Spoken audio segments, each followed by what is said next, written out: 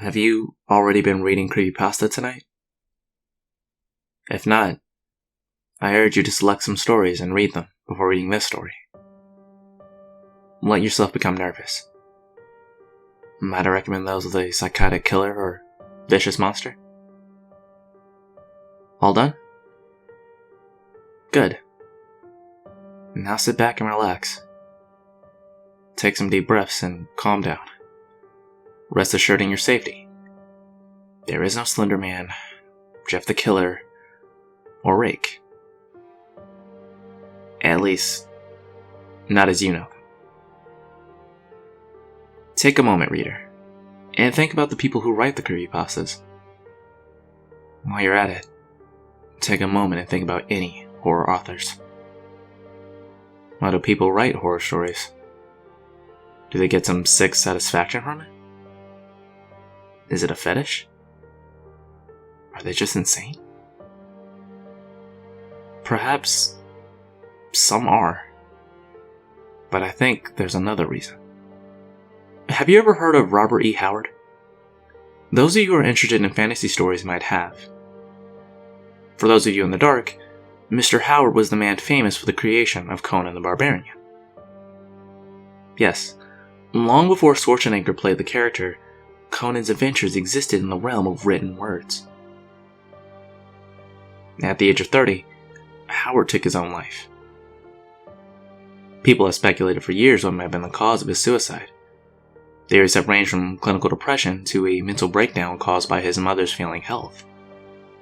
All we know is that on the morning of Thursday, June 11th, 1936, Robert E. Howard got into his car, moved a pistol from his glove box, and shot himself in the head.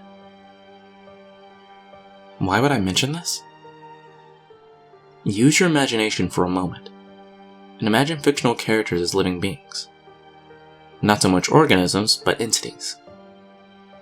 They exist, and they think, only interacting with people as to subtly plant the tales of their exploits into the mind of writers.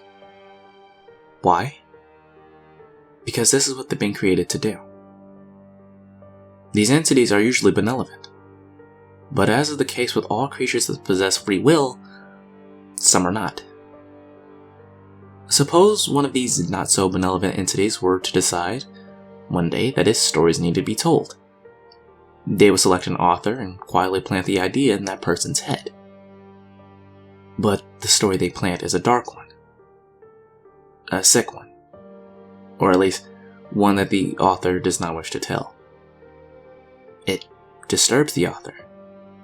It scares him that his mind would be capable of creating such an idea, for he does not know that the idea is not his own. Disgusted, he pushes the idea out of his mind and tries to forget. The entity will not be shoved aside so easily. It returns and plants the idea again, and again, and again. He puts ink to paper and writes his story. The ideas never leave him alone. He writes, and writes, and writes, and writes. He can't stop. He must get the stories out of his head somehow. And so he writes, and in doing so, prolongs the life of this entity.